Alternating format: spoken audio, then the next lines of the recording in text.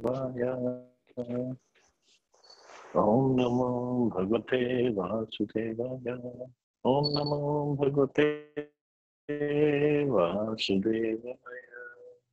Narayanam Namaskritya Naram Cheva Narottamam Devim Saraswatim Vyasam Tato Jayamudire Nashtiprayeshu Bhadreshu Nityam Bhagavata Sevaya.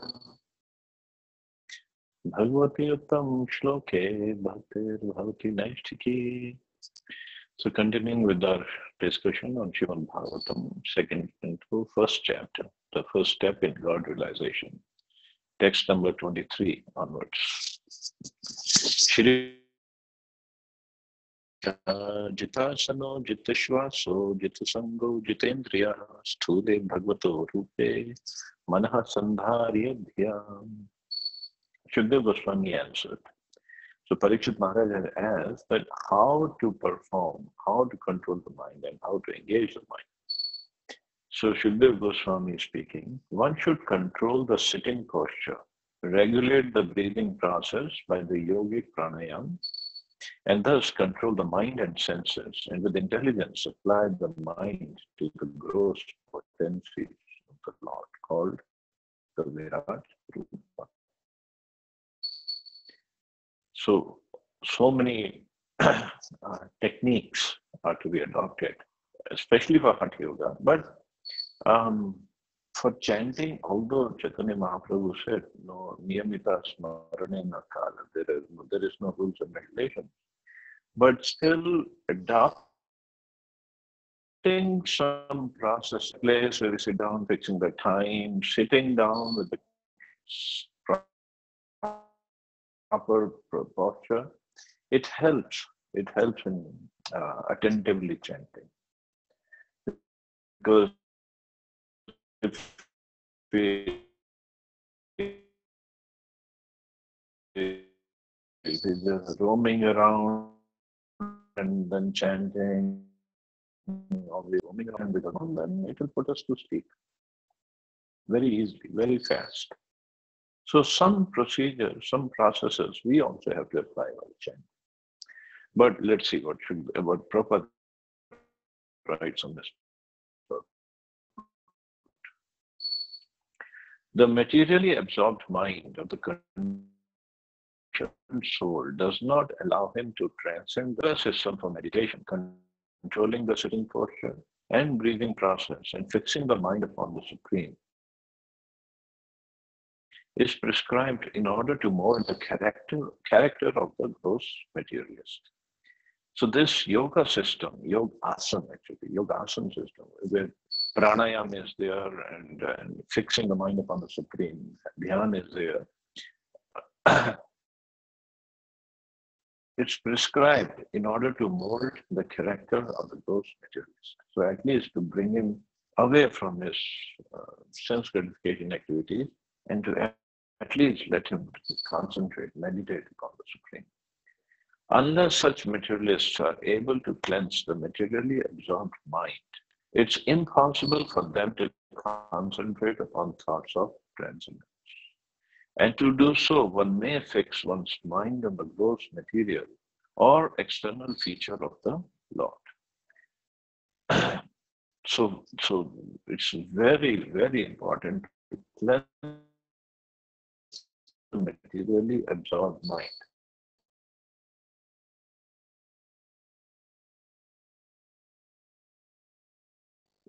Materially amazing. What is absorbed mind? The mind is absorbed. Absorbed means it's completely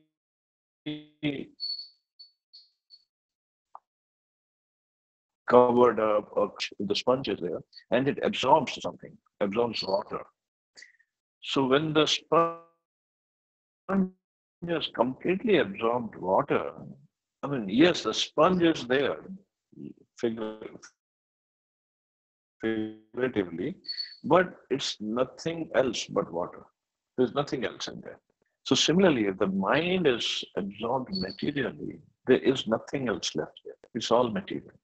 So the idea is for self-realization, one has to cleanse that materially absorbed mind.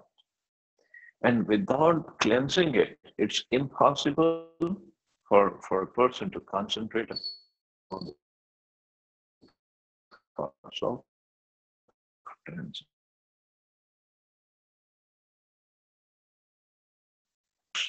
Of course, these are excuses people give. Those who don't want to come to bhakti or chant, they say, "Oh, what's the point in chanting?" Because who said? Kabir ji said, "No, man ka fair there, man ka fair," something like that. So he said, unless until your mind is changed, what's the point in rotating the mala in your hand, rotating chanting beads in your hand? Which, from his point of view, is completely right. But how we are going to change the mind without chanting? There's no other way possible. It's not like all of a sudden we're going to become so absorbed in Krishna, so cleansed, that then we can take up mala and start chanting. No.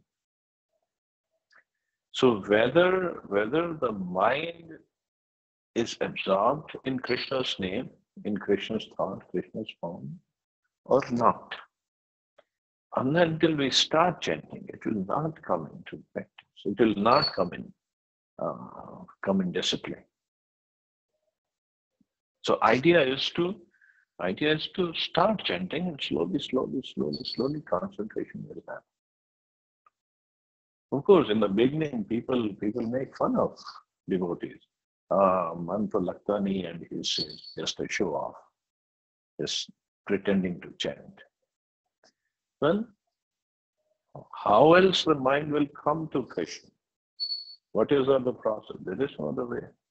It is completely absorbed materially. So to bring it to Krishna, slowly, the process has to be adopted.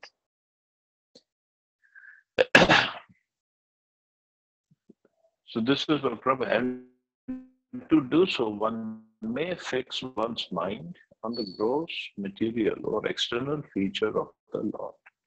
So adopting different techniques. One is, of course, for us chanting, and then service, and then fixing one's mind on the gross or external feature of the Lord. It helps. It helps in thinking of Krishna, and it helps in cleansing the mind. The different parts of the gigantic form of the Lord are described in the following verses. The materialistic men are very anxious to have some mystic powers as a result of such a controlling process. But the real purpose of yogic regulation is to eradicate the accumulated dirty things like lust, anger, avarice, and all such material contaminations. If the mystic yogi is diverted by the accompanying feats of mystic control, then his mission of yogic success is a failure, because the ultimate aim is God realization. So ultimate aim of this yogic process that Prabhupada is mentioning, or Shukdev Goswami is mentioning, but the Hatha Yoga, one who practices Hatha Yoga, they get this yogic siddhis, ashta siddhis, either all 8 of them, or 1 or 2 or 3 or 4, whatever. And what happens, the mind gets diverted from the aim. The real aim was to concentrate on Krishna. And then some yogis, they start working for the society, or we have to serve the society. Some yogis start thinking, I'll become God, or their followers, they make them God because they got some material yogic powers. So they get distracted. I'm not saying all of them get distracted, but there is a chance. He is therefore recommended to fix his gross materialistic mind by a different conception, and thus realize the potency of the Lord.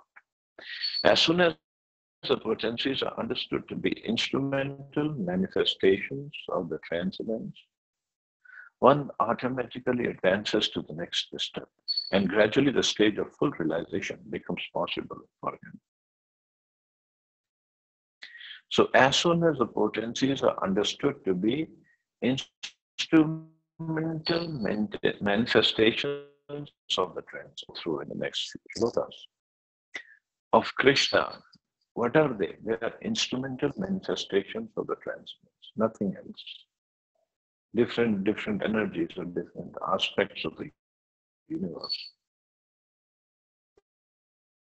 They're nothing but the manifestations of Krishna, different manifestations of his potencies, of his energies.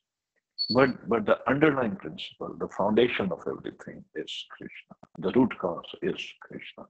And when we understand that, when we realize that, when we see Krishna's presence in this way, at least not at least as okay, this is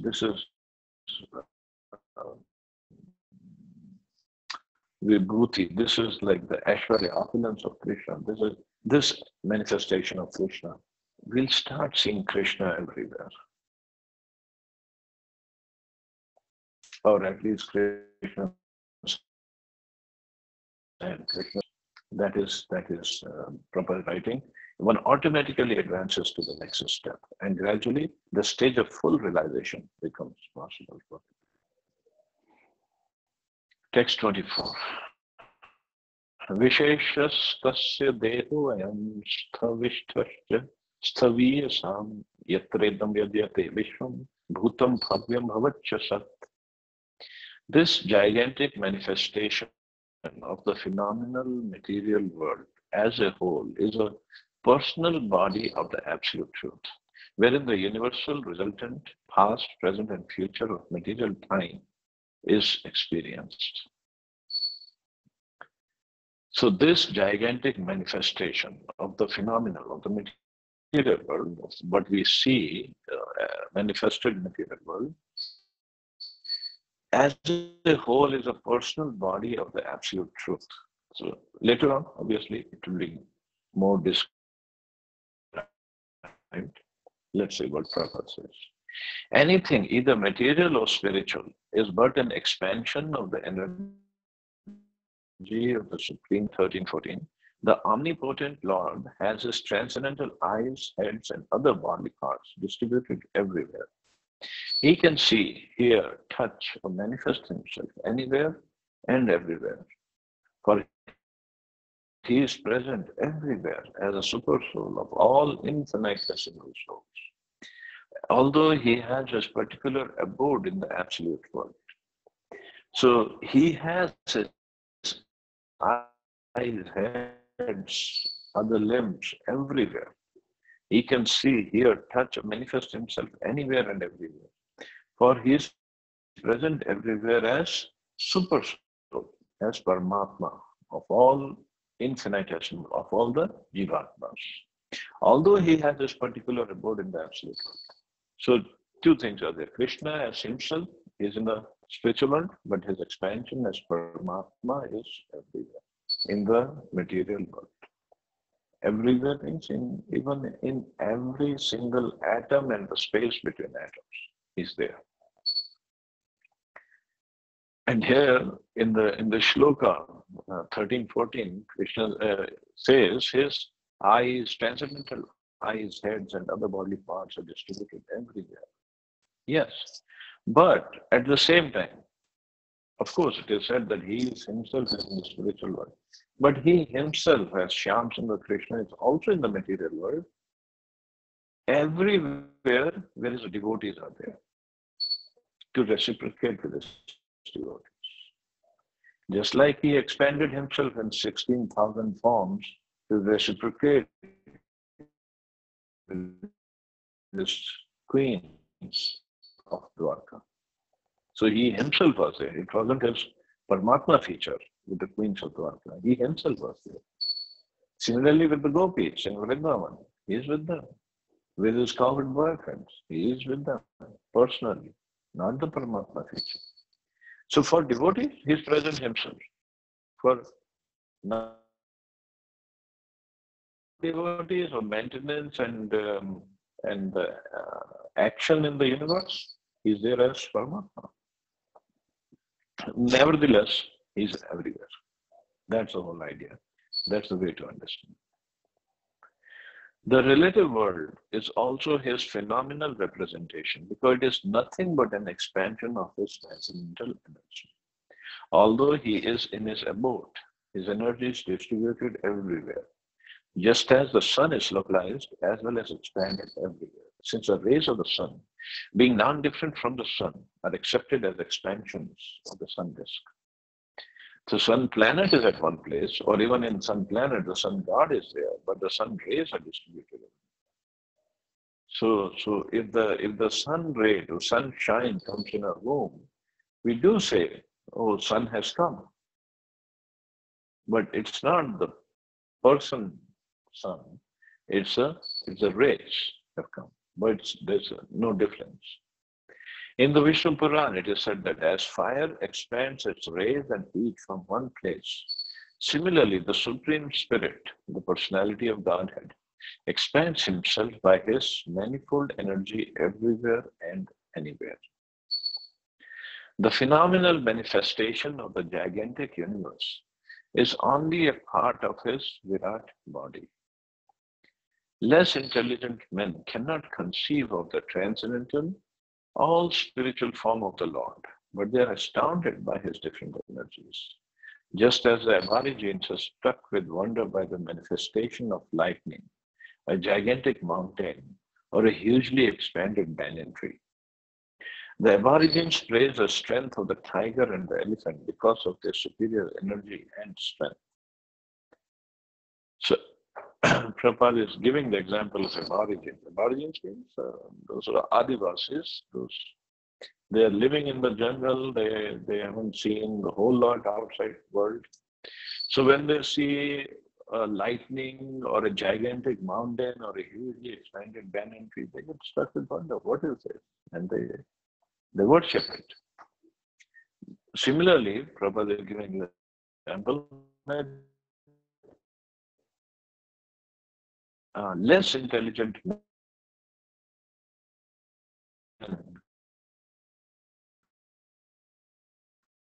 cannot cut a lot. So this is the concept of the gigantic universal form, also Virat Rupa. In fact, although in Bhagavad Gita we haven't come to that chapter yet, chapter 11, when Arjun sees Virat Rupa, Arjun first requests Krishna to show his Virat Rupa.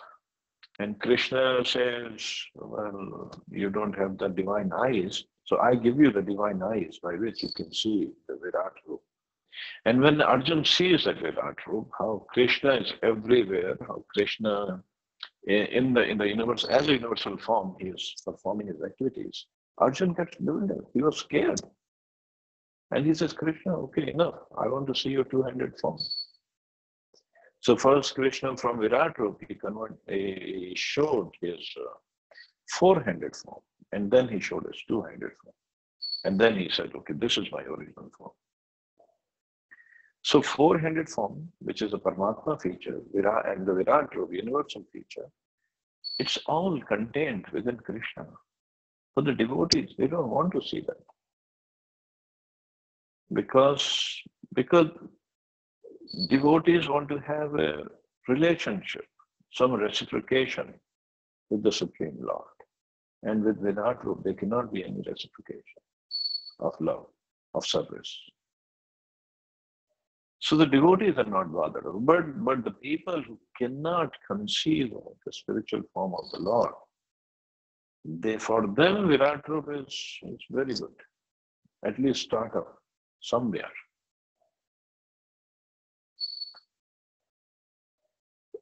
He is accepted no. The asuras cannot recognize the existence of the Lord, although there are vivid descriptions of the Lord in the revealed scriptures. Although the Lord incarnates and exhibits his uncommon energy and strength, and although he is accepted as the Supreme Personality of Godhead by learned scholars and saints like Vyasadeva, Narad, Asit and Deval in the past, and by Arjuna in the Bhagavad Gita, as also by the acharyas like Shankar, Ramanuja, Madhva, and Lord Sri Chaitanya Mahaprabhu in the modern age. So asuras means those who are not devotees, the demons, or the people with demonic mentality.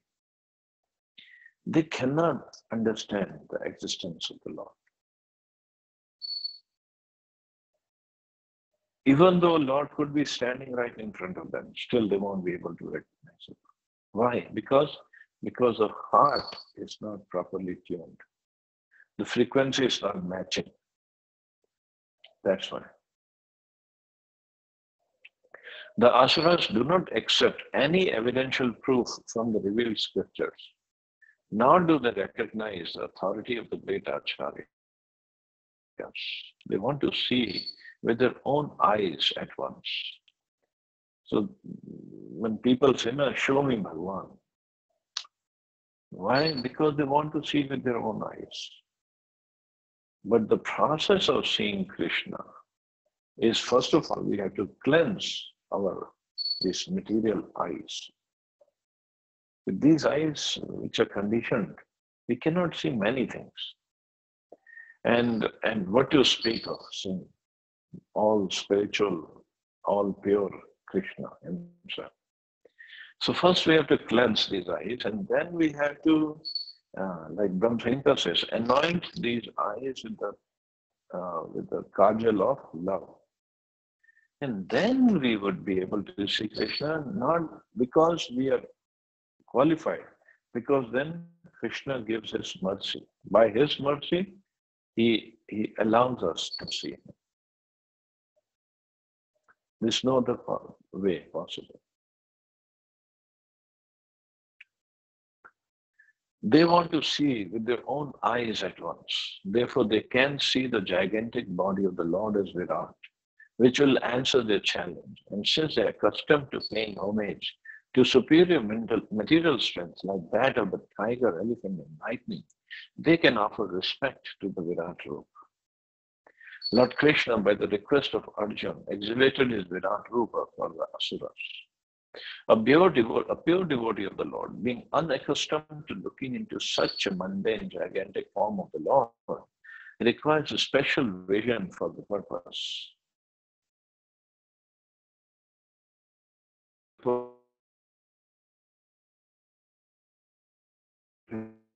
Which is described in the 11th chapter of the Bhagavad Gita. This Virat Rupa of the Lord was especially manifested, not for the benefit of Arjuna, but for that unintelligent class of men who accept anyone and everyone as an incarnation of the Lord and so mislead the general mass of people. For them, the indication is that one should ask the chief incarnation to exhibit his Virat Rupa, and thus be established as an incarnation. The Virat Rupa manifestation of the Lord is simultaneously a challenge to the atheist and a favor for the Asuras, who can think of the Lord as Virat and thus gradually cleanse the dirty things from their hearts in order to become qualified to actually see the transcendental form of the Lord in the near future. So once some disciples of Prabhupada, they went to a person in India, I don't know who it was, and actually that person was claiming to be God himself. In India, there are so many gods actually. So many people claim themselves to be God. It's been always there. So at that time, when they went, according to this Prabhupada's purport, they told that person that if you are God, show us your Virat Rupa.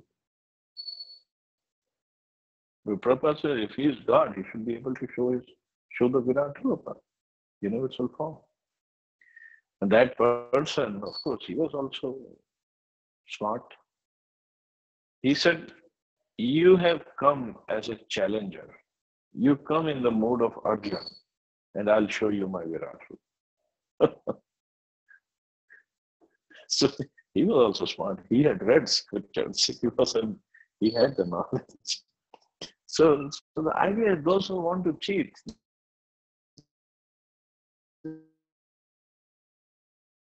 keep on cheating. Nothing can be done. But in Chaitanya Mahaprabhu's Leela also, when Chaitanya Mahaprabhu was in Navadvip, in past times, so once Advaita Acharya, he was with Chaitanya Mahaprabhu in Advaita Acharya's house. So there Mahaprabhu was very pleased with him. So Mahaprabhu asked him, ask me for something. It was after the Mahaprakash Leela. Then Advaita Acharya asked Mahaprabhu, okay, you want to give me something? Mahaprabhu said, yes. Advaita Acharya said, I want to see the form that you showed to Arjun in the battlefield of Kurukshetra. Means he wanted to see the Virat Roop. So now it was Advaita Acharya was asking. Advaita Acharya himself is Mahavishnu, but he wanted to see the Virat Roop of Krishna. So Mahaprabhu in the house, then he showed his Virat Roop. And Advaita Acharya was bewildered. He was mesmerized. Wow, what this Virat Roop is amazing.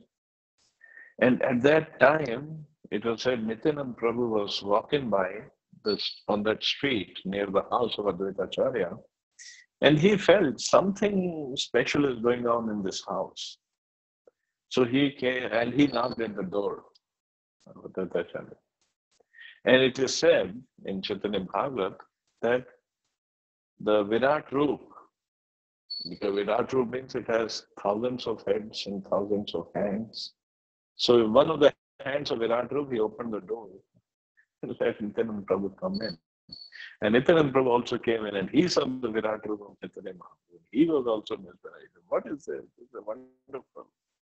And they both were very happy. Advaita Acharya and Nityanand Prabhu. And they started, of course, they started dancing and chanting Kirtan because they were very happy to see. But the devotees, generally, they don't want to see. Of course, this was out of curiosity they wanted to see. Advaita Acharya wanted to see. It wasn't any requirement because one cannot have that reciprocation of love and devotion with the universal form. And as Prabhupada is saying again and again, this is for neophytes who cannot conceive of the transcendental form of the Lord.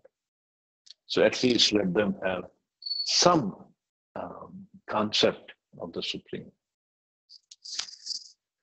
So we'll stop here. See anybody has any questions or comments.